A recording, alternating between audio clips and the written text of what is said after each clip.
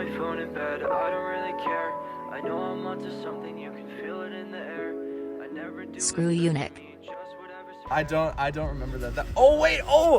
Yo, that's insane. I remember it had the photo of me in front of my car in like the mall parking lot. I remember that, and I was wearing a Supreme Piss Christ tee. I remember I had that YSL belt that I wore all the time, and I think I just had like normal American Eagle jeans, and then like I don't know what I was wearing for shoes, and I had that Supreme Lacoste hat that I wore every day. You would not catch me dead without it, but I remember like those were like iconic things that I wore.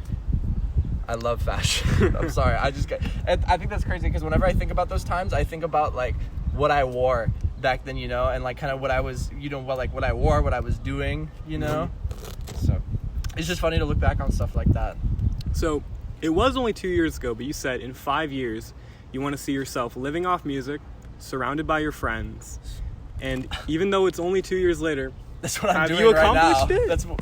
That is what I'm doing right now. It's really great to be able to just wake up in the morning and like do whatever I want and just make music with my best friends all day. Maybe not even make music, just hang out. But it's really amazing. It's something I've always wanted for a long time. And like I guess back then my plan wasn't as really like thought out because I didn't really have a plan. I was just like, fuck it, I'm just gonna go and try it out, you know what I mean? I'm just gonna go and see what happens. So I set like relatively small goals at first because like I am living off music and I am living with my friends making music, and that's how it is.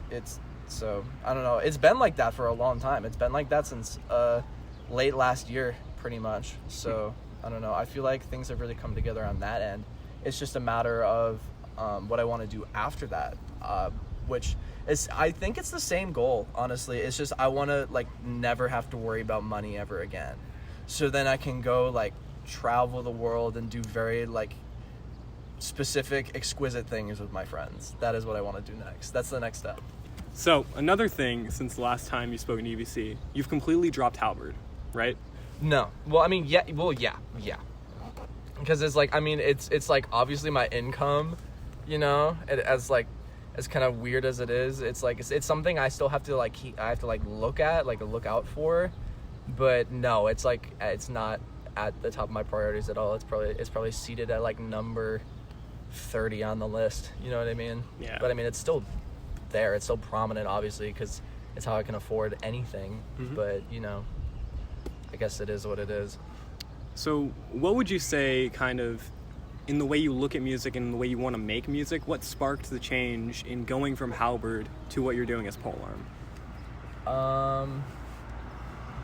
Well, I always wanted to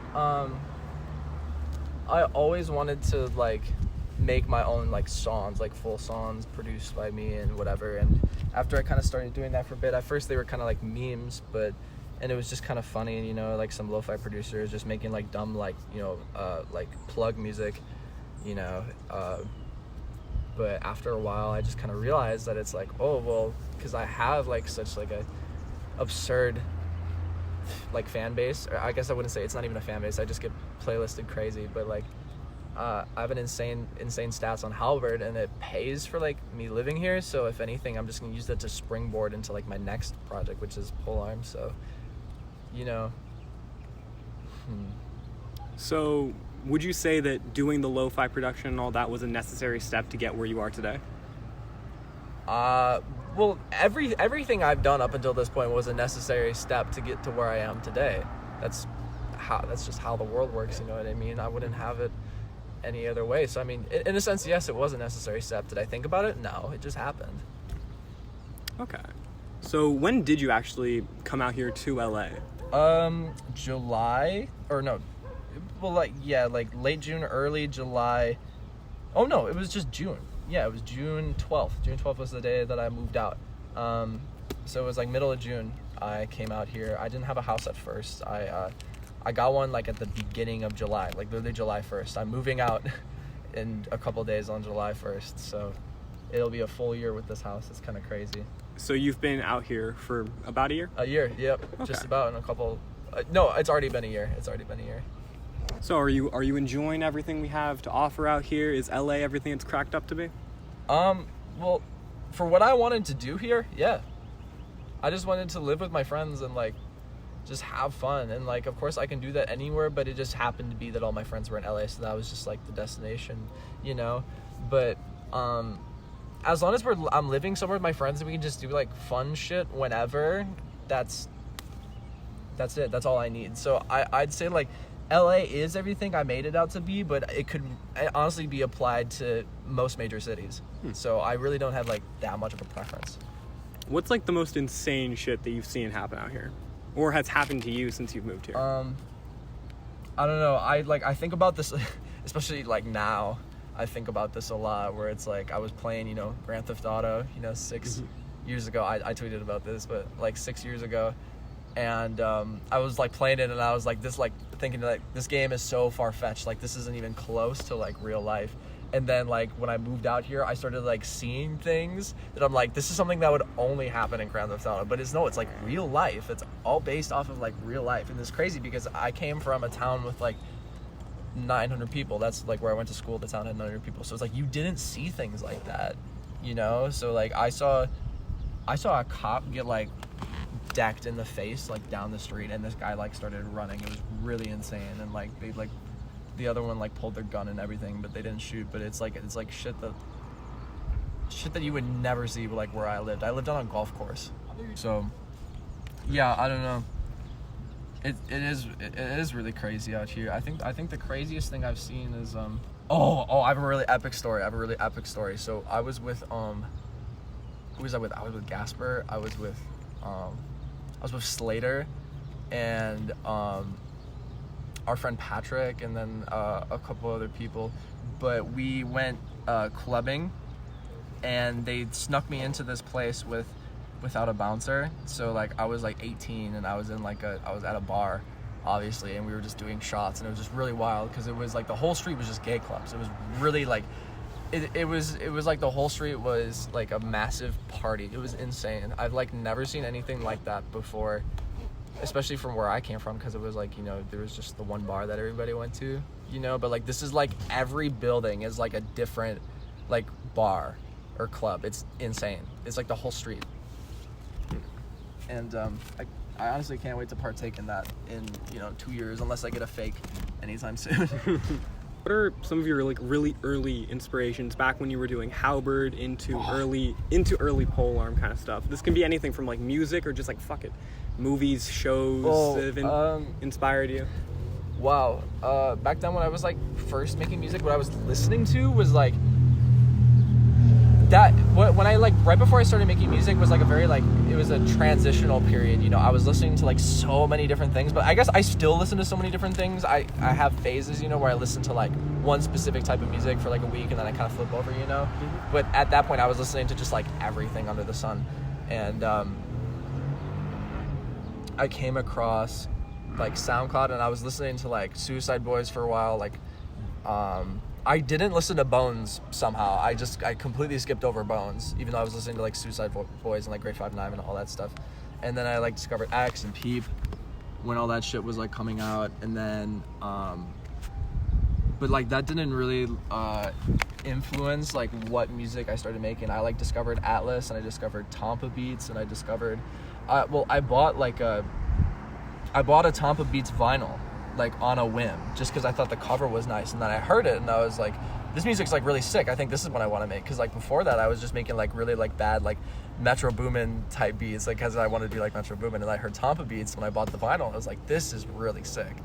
And that's kind of what I started doing for a while. And then whole lo-fi community happened, and then, you know, I just kind of stopped being involved with that, just because I was just on different shit. Like for a long time I felt like I was just different from everybody, because it was weird, because it was like I felt like I didn't truly connect with anybody on the level I did with my internet friends when I was in high school. And I felt like I was, I guess, it's rather cliche, but, you know, different from everybody. And then there became a point where even in the music world I felt different from everybody. I was like, nobody's making the music like I do, but all my friends make lo-fi hip-hop, and I'm making like rap music, you know. So it just felt like kind of weird. And so I just I kind of just eventually like made new friends that made music similar to mine, and then that was you know, that was a period, and then here we are, you know. So I don't know. It was a mix of things, but like it was really like that Tampa Beats album that I bought that got me to start making lo-fi hip hop, and then it was just, you know, the rest happened after that. That's sick. And it's like, I mean, nothing really happened after that. I made music. I made a couple friends, and then I got playlisted on Spotify, and then I moved out to LA, and that was it. I played Rainbow Six Siege every day of my like senior year of high school. You know, I was not doing anything. You know, so it's not like a crazy come up story or anything. I still have to come up like publicly. You know what I mean? Because it's like I have this income, but like I have, you know, like, and I have like the fan base, quote unquote, but it's like nobody knows where it came from. And I personally don't know either, and it's just there. So I kind of have to like, it's interesting doing everything like a second time. I definitely feel like there's not as much of a pressure doing it a second time, if that makes sense. It's really hard to explain. I feel like my experience, like just working at music and like just trying to grow, has been like very different from a lot of people because I've already done it before, you know what I mean? So I have access to like things that like a lot of people don't initially, and yada yada. It's like the same with like who did that too? 24 Hours.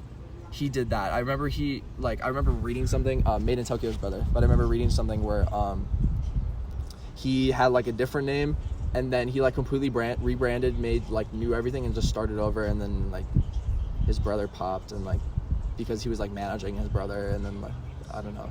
But I'm saying like it's not that bad to start again. That's where I was kind of trying to lead everything into. It's not that bad to start again because you can still build off of what you've already created. It's just, it's like in a separate spot. Would you say it's like building the foundation for yourself? Yeah. To then springboard into what you want to do. What I really want to do. Yeah. Okay. That's kind of how I remember like Oliver Francis, like he like made like that like sort of just like kind of like whatever rap music because it was fun and because it was like really accessible, so like a lot of people came to it, and then he started doing what he wanted with like Chlorine and everything after that. So it's like I essentially like the same thing happened where I just kind of had like a springboard, and now I can finally do what I want to do. Albeit it's you know, small, very like far smaller. I'd say like 100 times smaller, but it's, I think, way more fun. So coming off of that, you said Tampa Beats was some of your biggest inspirations early on. Has anything kind of shifted? Are there any artists you're looking to now that are really influencing your sound? Oh, well, of course, because Tampa Beats was just like lo-fi hip-hop, but now it's like, oh, there's so much crazy music happening right now. And I generally tend to gravitate a certain artist for a period of time, and I kind of like, I listen to them a lot so I can sort of absorb their energy and like see what they do differently that I do, that I can like incorporate into my sound, you know what I mean? I love doing stuff like that. So I've been listening to, like, it's funny because I've been listening to a lot of like Summers and Autumn. They're so fire because like they just say things, you know, they say like literally at least it seems like they say whatever comes to mind. David too. Like, I've, like, recorded David a bunch of times in the studio over there, and it's just, he, like, says whatever comes to his brain, but it's, like, fire, and I want to figure out how to tap into that, you know what I mean? Because I think it's, like, you have to stop caring about what you say, you know what I mean? Because it's, like, sometimes I really struggle with writing, and it'll take me, like, 2 hours, like, well, I'll look at the clock, and it took me 2 hours to record, like, 8 bars. I'm like, what the fuck? Like, are you serious? Like, it took me that long to write 8 bars?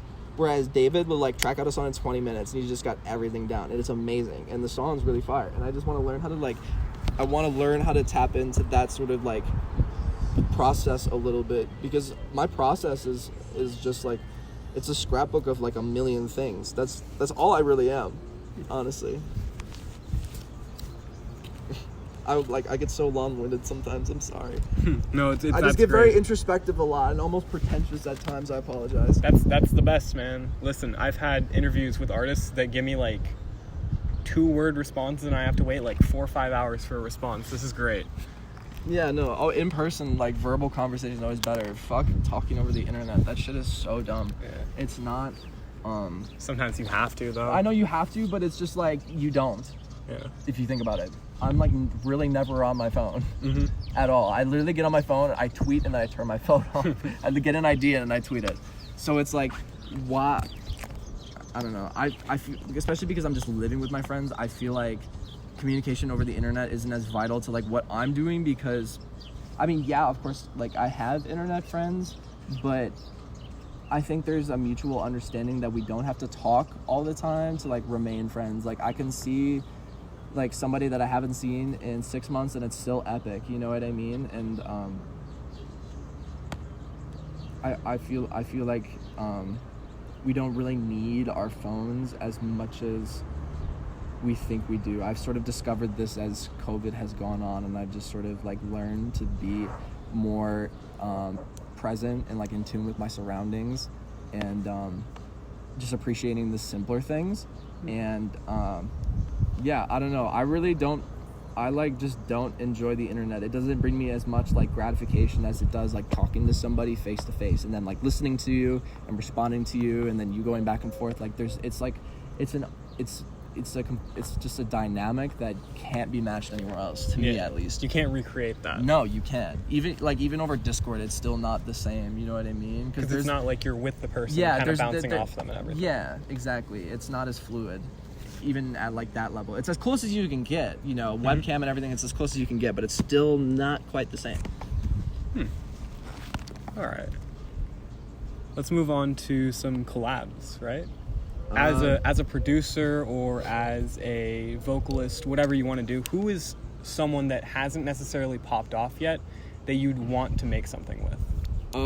In any sort of volume, like be it recording them. It's funny because you would have been really depressed or like sad at this question for a minute, because like if you look at my discography, for years I didn't collab with anybody. You know what I mean? Or like at all. Yeah. Really? I mean, here and there, but like super rare, you know? So like a couple months ago, if you would have asked me that question, I would have said like, well, nothing, like I don't. But I think now, especially like being with everybody, we're kind of, ever since David moved in, like a couple weeks ago, he's sleeping here now. Ever since David moved in, we've been in the studio more, like making music again, and I've actually been collabing with everybody, which I haven't really done before. So like I have a song with me and FM. I have a song that's Gasper and David produced by me. That's like a plug and B song. It's really epic. I have another. What else do I have? Fuck. I have like various other things, but I've been like working with my friends like in the studio more, which is something I like never did before, really, especially with Gasper. I think Gasper like producing for Gasper's album kind of like opened up like creating with other people to me again. For a long time that door was kind of closed off, but like if you want like anybody that I could collab with right now that would be super epic, I'm always into like creating like very weird dynamics, and like can Summers count? Yeah, of course. Okay, I want to make a song that's like something like mine, you know, but I want to have a Summers verse on it, but it sounds like a Summers verse, but like the beat is completely different, so it sounds like really interesting and epic. I love making weird combinations like that, so like fusing different sounds. Yeah, exactly. So like I would like love to get a Summers verse on like some, I don't know, some really insane beat where it's like not even trap drums, it's like I don't even know. But I don't know, some crazy shit. Yeah, something really crazy. I feel like it would be a game changer if I had the power to like do things like that. That would be sick. But it is like what I do. Or actually, well, no, just keep asking me questions, because we'll probably come to that in a sec. What is it? What? Like what is? I was going to talk about like my process and like. Oh, okay, how, yeah, no, we'll definitely get to that. All right, yeah.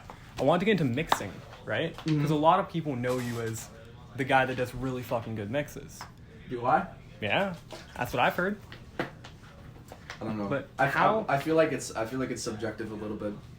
I kind of like over the past like I don't know year or so, I've kind of realized that like mixing is like it's almost as creative as like making the music itself sometimes. So it's like and I think a good mix is like very subjective now, because when you get like creative with it, it's all kind of standards get thrown out the window, which is kind of what I tend to do nowadays. I like bass boosting my songs. I like clipping them. I like doing shit that like most people would avoid doing to my stuff, but I use my knowledge of like industry standard to try and like make it into something that sounds nice. You know what I mean? I don't know. It's hard to explain because it's like it's just a sound. Yeah. It's very hard to describe just a sound, but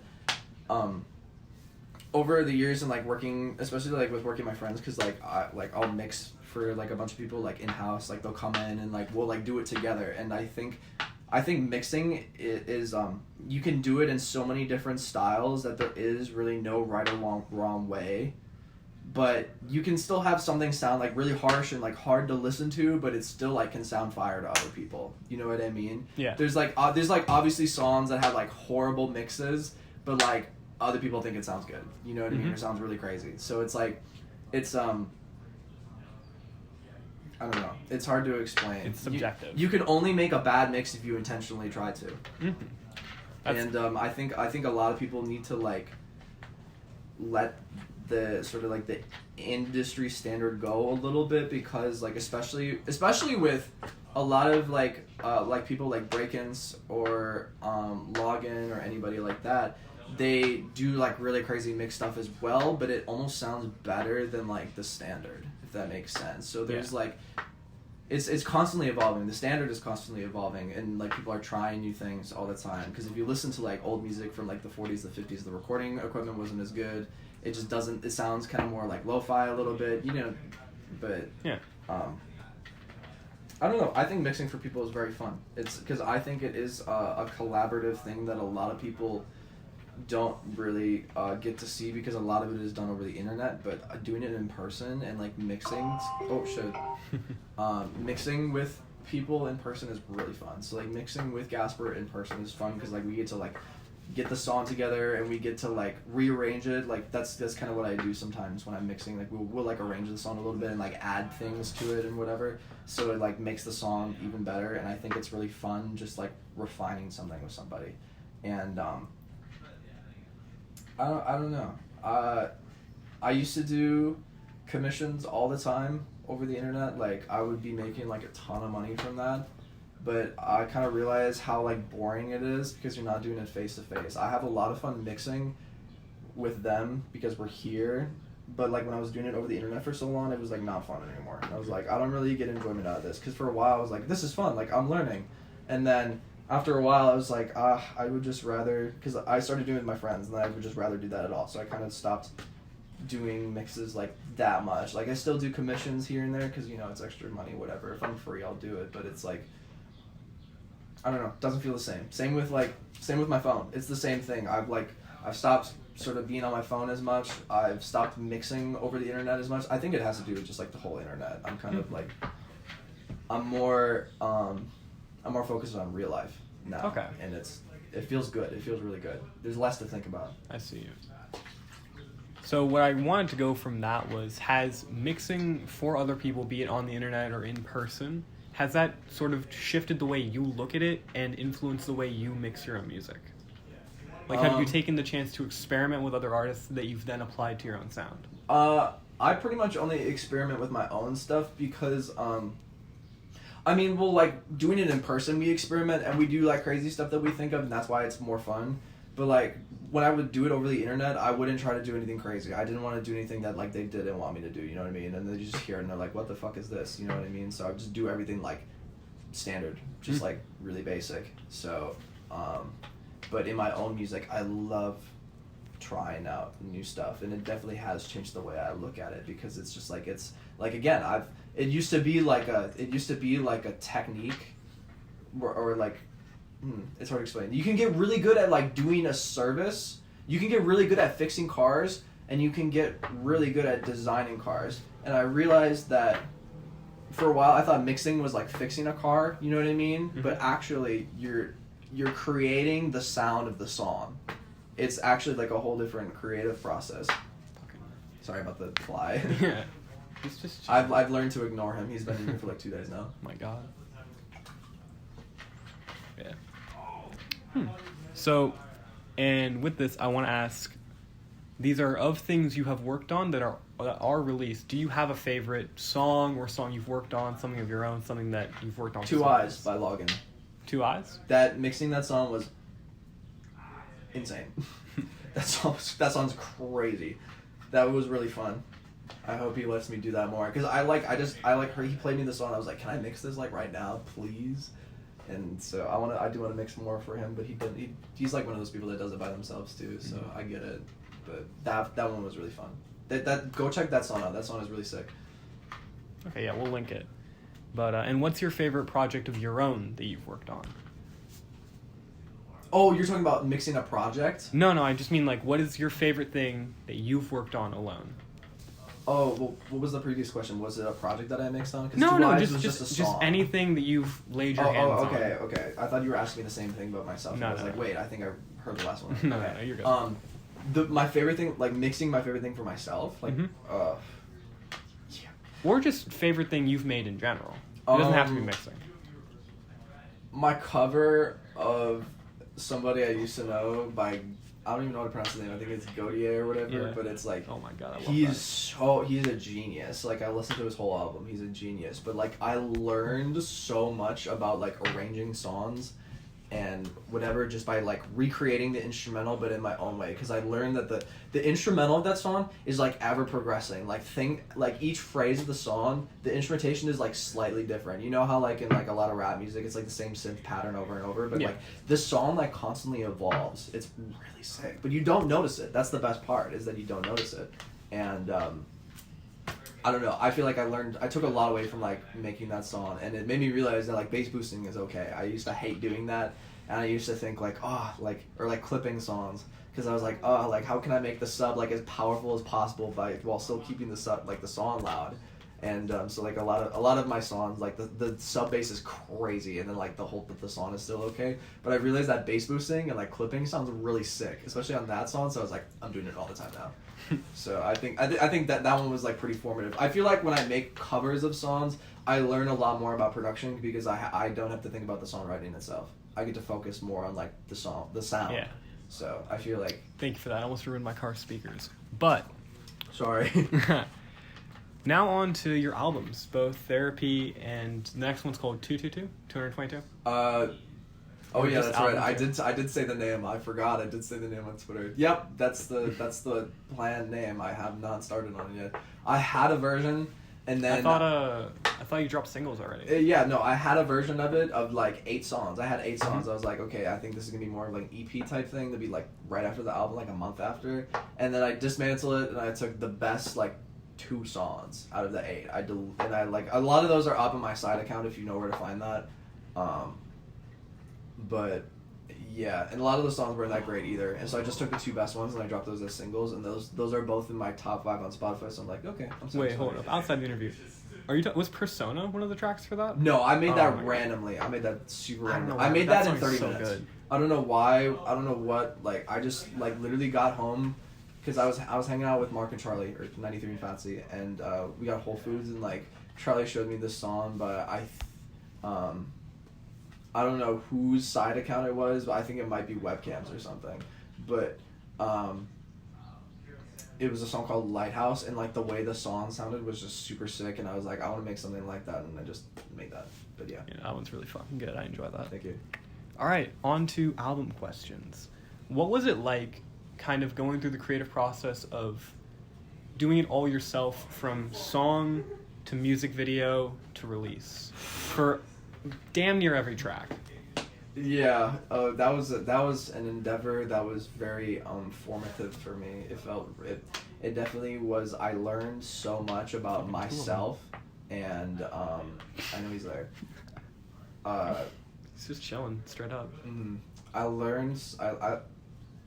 It was like making the album was like a process of self-discovery a little bit, and sort of like finding myself again, because like I lost confidence in my voice. I was recording a lot like before I moved out, and I was like, I don't like how my voice sounds anymore. I was like, nothing I make sounds good. And then I like made something, and I was fucking around, and I night recorded it, and I was like, this is fire. It's like, this is really sick. And I started doing that for everything I made, because it was a way to get away to like. It was a way to make myself not sound like myself. Was that about the time you dropped Kombucha? Yeah, that was the first track I did it for. I finished recording that in Bisquick's bedroom. because he was cleaning the living room because Aries was coming over because they were gonna rehearse for their tour. So I made that in Tim's bedroom. But yeah, that was the first song I did that for, and then I just kept with it, and it just sounds really sick, and I love. And it's like I've incorporated into my creative process as well. It's so fun, just like speeding up and slowing down songs and like resampling things and like I love reusing things, and I think making myself not sound like myself helped me break out of my shell and like just explore new sounds and just try new things. And the album was just like the fruits of my labor, really.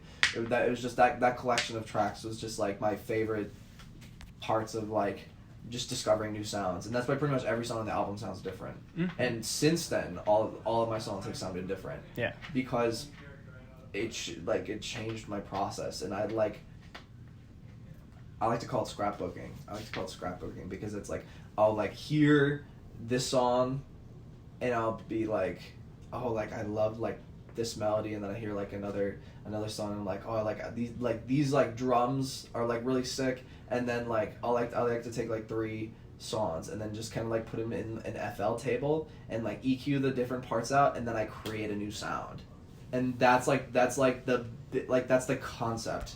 I call it making a concept.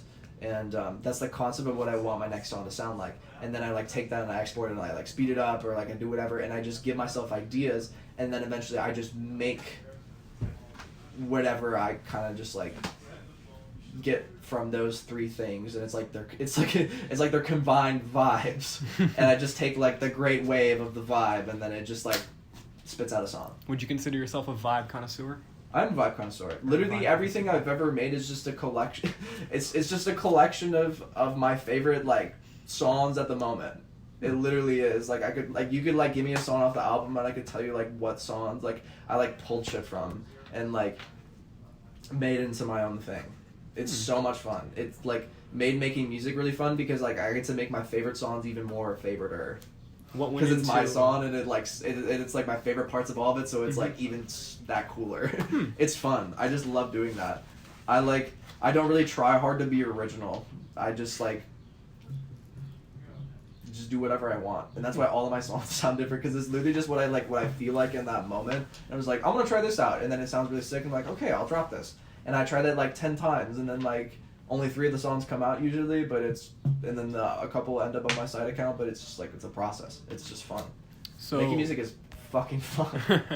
What went into To the Bottom off Therapy? I heard Click by Charlie XCX. And it was just like the way that the drums were arranged, and that they were very like industrial and like very spaced out. And that, like, I don't know. That one was kind of before I started like scrapbooking like that. That one sort of just kind of like spit itself out on this, and I heard Click, and then I heard this like really old like, I don't know, I think it was like this really old Tracy song or something, and it had like a siren sound, and I was like, okay, like what if I try like a siren sound? And it was just so like in the song it's just the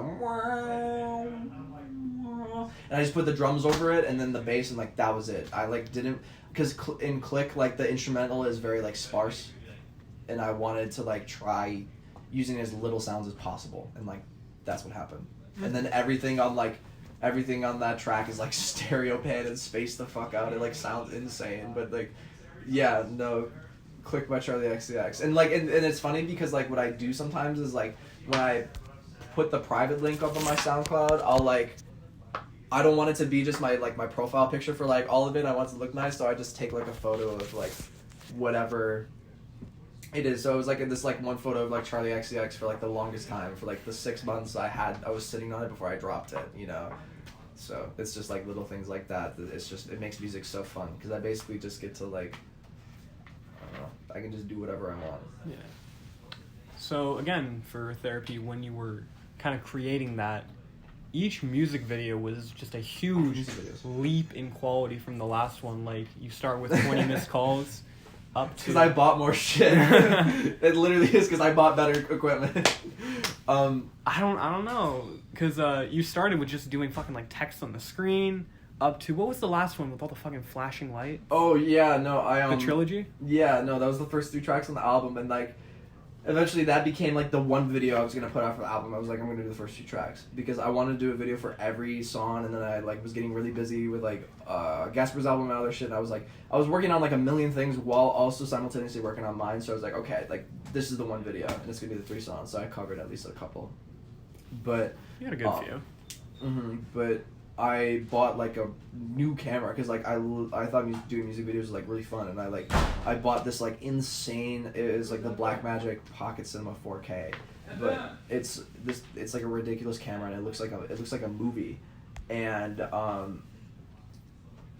I don't know, I just wanted to start doing music videos for fun, and like I would set it up on a tripod, and I would set the shot up, and I would like run back and forth like trying to focus the shot, making sure everything was in focus, and then I like shot it myself, and then I would edit myself. And then my editing style, it's inspired by like Neon Genesis Evangelion, because you know how like in the at the beginning of every episode where they have like the chapter titles, and it's just like all that text on the screen, and even during like the intro there's like text that appears on the screen, but like I wanted to do that, but like pertains to the lyrics, which I don't know, I just thought that was really epic, so that's where I got that from.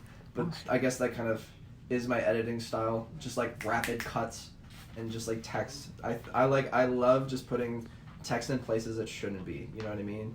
Because the only place you normally see like text in a movie is like the subtitles, but I'm like pasting it like on the frame, you know what I mean? Yeah. So it's like a whole different like visual experience. It's like a sensory overload. It's a visual overload. The strobe light, I plugged my laptop into a TV that I put on the floor, and then I made a strobe thing because I couldn't find like a strobe app or anything on my computer. So I went into Premiere, and I just made the frames as like black screen, white screen, black screen, white screen, and then I like copy and pasted it for like 5 minutes, and I just let it run. So I'm like filming the video, and like this thing is just flickering in my eyes. I'm like, fuck, like this is crazy. So you filmed that all in here? I filmed the video for Pit in that room and like downstairs. It like outside on that area. Okay. And the video for Wait is all like right out there, and then the video for Everything I Need was at 93's house, and I had him dump the hose on me, but like that part of the video got like fucked up, so that part doesn't really matter. You shaved your head in that one too, right? You shaved your head in that one too, right? No, it was just the way that the light was like so bright, and then my hair was like a light pink, and then when it got wet, it just like looked like my skin tone because the way it was colored, it just looked like I was bald. I was like, what? But I rolled with it. I was like, I can't just put out the first 2 parts and not do the 3 parts. I was like, okay, I'm just gonna like. You went with it. I just went with it. Nice. Next creation. I didn't think it was like that much to stress over. So all in all, off that project, which was your favorite track to make? Limerence, so far. Fucking love that song. That or Pit. Or Pit were standouts. Or fuck. Drop the interlude. The interlude is I love the interlude. It's got like this like Drake type like organ R&B sample where it's just it's like one chord, and then it just like the filter's like, and I just like start saying some shit. But I think that one was really sick. I love the beat for that one. So it's like those 3. Those are my top 3. And what went behind limiting yourself to 1 minute on each track? Oh, I listened to the TR Whack album for like a week straight, and I like kind of had this thought where I was like, I could do this, but I could probably do it just a little bit better, because like the issue with that whole album is that the songs, like, they weren't full songs, they were just snippets, so they would cut off at random times, and I was like left like wishing more. But like what I did with my album is I made them all complete songs. Like that's all there is to the song, and you can just play it again, and it doesn't like cut off abruptly. You know what I mean? And it all like sort of flows a little bit. And that was kind of the issue with the Tier Whack album. Like it didn't really like some parts didn't really flow, and I was like, I could do this like a little cleaner. And I just was having fun, and then I realized like there's a lot of like I did like the minute track I did like twice, and then I like kind of learned, I was like, this is like an entirely different process. I get to throw standard song structure completely out the window, and I get to just again do whatever I want. But like I have to constrain it in that 5 minutes, so I'd have to say everything I possibly could on every song in like a span of a minute, and it was like it just made the songs like as concise and like to the point as possible, and that's kind of just what I enjoy. I enjoy like short like doses of like sound of like music, because I think like sometimes with the songs are like they're very like you know, they're structured a very certain way. There's like bridges and all that stuff. I like sometimes I feel like the song gets like too long or whatever, and I just want to move on to the next thing because I'm just very like rapid fire, all the time.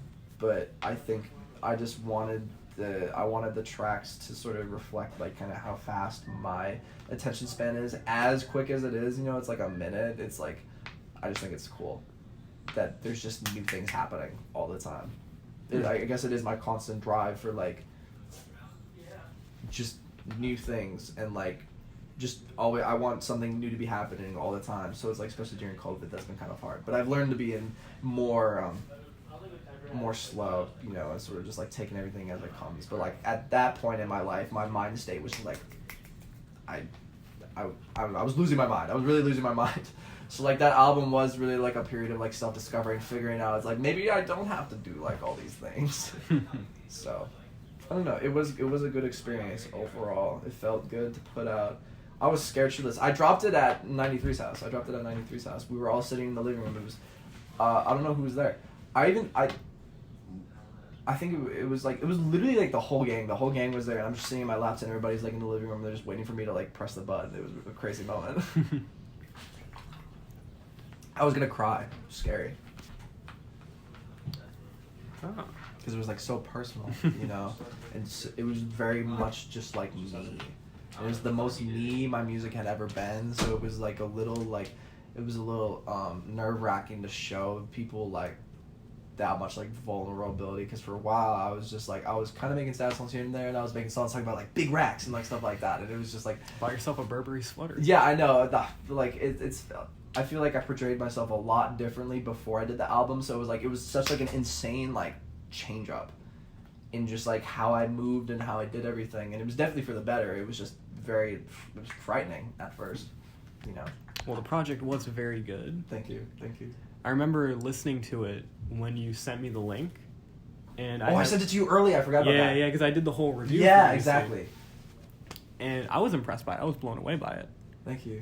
She was really fucking cool. It was different from everything else that people were doing at that time, which was really cool. Because it was before a bunch of people kind of started elaborating and moving on with their sound. Yeah, and I like really like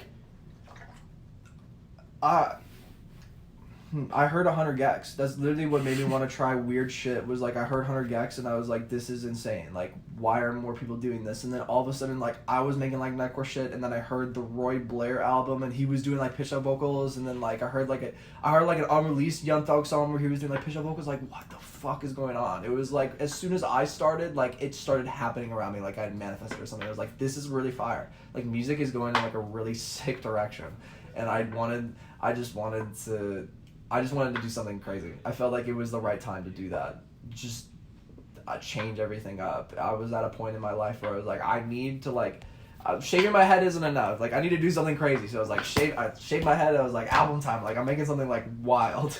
And it took me 8 months or whatever. But it was a really epic time. But I did it all myself. You know what I mean? So it was just epic times with myself.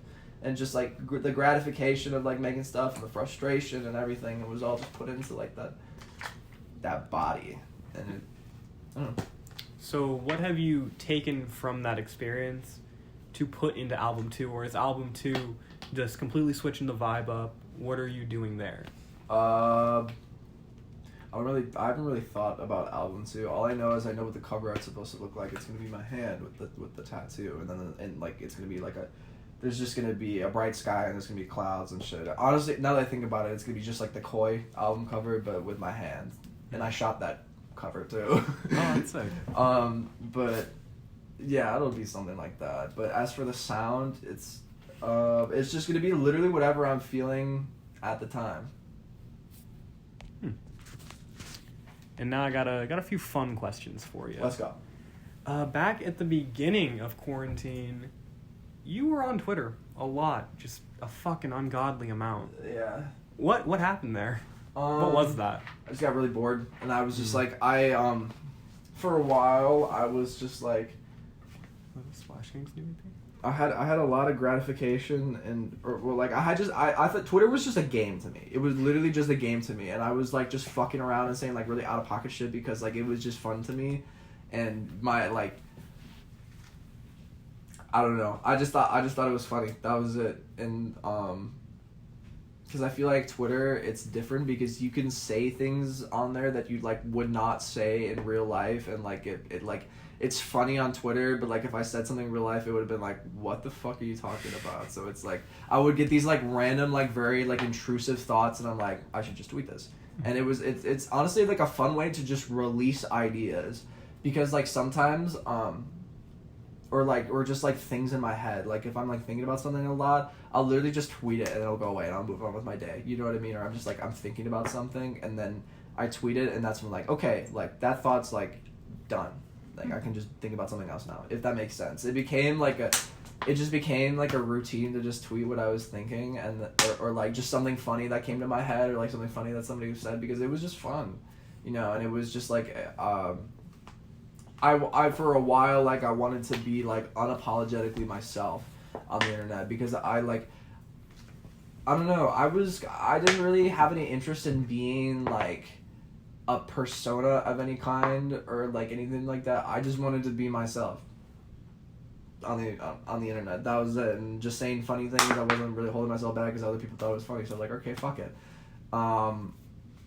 And then I don't know, I guess like during COVID, I just kind of like, I was sort of shifting away from the internet. I was like being more in real life, because like nothing was happening, so there was like really no reason for me to be on my phone that much. So I was just doing shit with the boys like all day, like playing video games and stuff.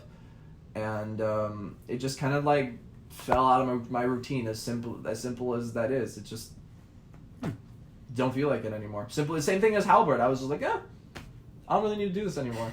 So now, like, I mean, like, I still like tweeting sometimes. I just don't think to do it all the time, like I used to. You know what I mean? Yeah. And a lot of times it was because I would be sitting at a computer like 4 a.m. making something, and I'd like take a break or like whatever, and then I would just tweet like random things that came to my head to try and like shuffle out ideas so I could get back to making music. It's like a release, especially like 4 a.m, because you're just thinking about crazy shit. It's like bam, bam, bam, bam, and then it's back to it. And then you go look back in the morning and you're like, how the fuck did I tweet this? And you just delete everything but the bangers, and like then that's it. You just move on with the day. That's the formula. It is. You are the blueprint. I was the blueprint. No.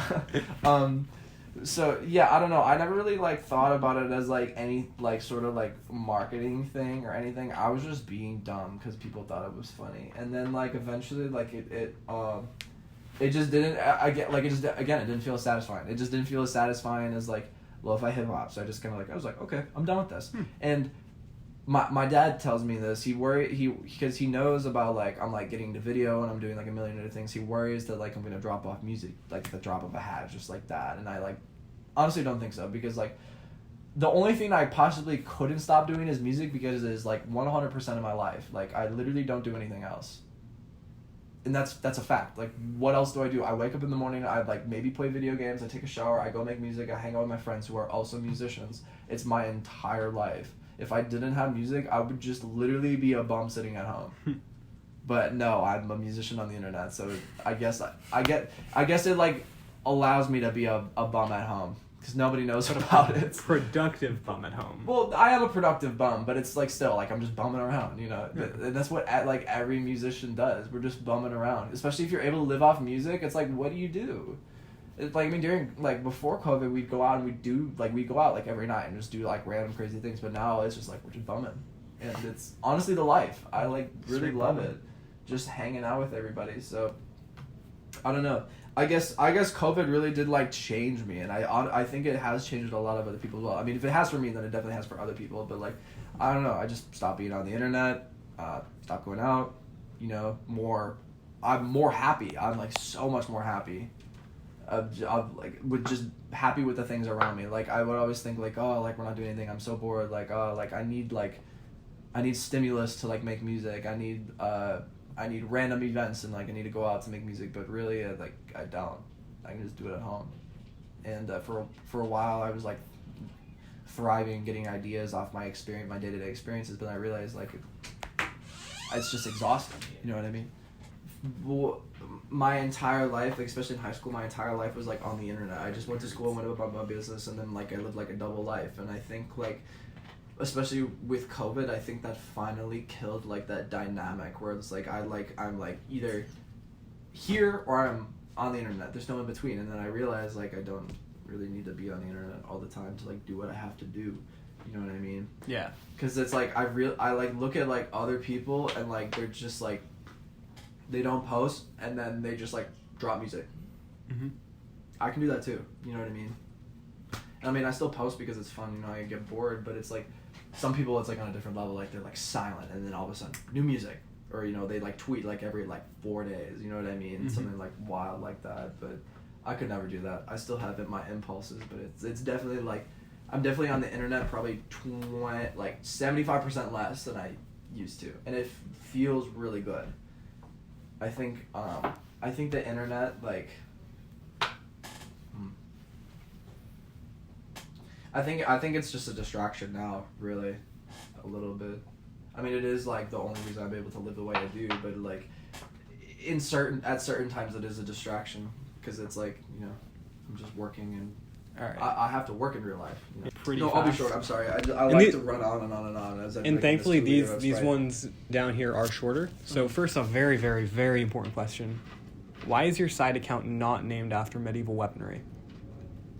I was like, that was like the first thing that came to my head. I didn't really care what it was because it was like, I've seen other people's side accounts and they're just like random ass names, or like they don't even like look like it's like that person's account. You know what I mean? Mm-hmm. And I wanted to like how like Gianni's or Shinigami's is Channel Digital, and like Ryan Jacob had one that was like the R with the circle. I forgot what that's called, like the copyright sign or whatever. It was like 5 of those, you know, like weird stuff like that. And that was like the first thing that came to my brain. I was like, okay, because like it's not like anything. It's not like anything specific. I just needed to name the page so I could like dump things there. So it doesn't mean anything. It's just what I decided to brand it as. I don't know why I made a Twitter account for it. I think I wanted it to be like. I wanted to make a separate thing like initially, and like people wouldn't know it was me. And then I realized I was like, nah, I'm just gonna drop things here. I took a nap with your cats on the daybed. I didn't sleep before my flight, so don't be upset. We have our own intentions, so let's leave them unsaid. And when we hug, I tuck my chin right over your head. Sitting on the roof, I'm staring out just like an owl. I couldn't sleep, it was too hot under the covers. Take a cold shower, dry my hair and leave the towel. Your roommate's so tempting, but she's so foul. And if you even care, life is good if you ask me. Eyes so low, I can't even see ahead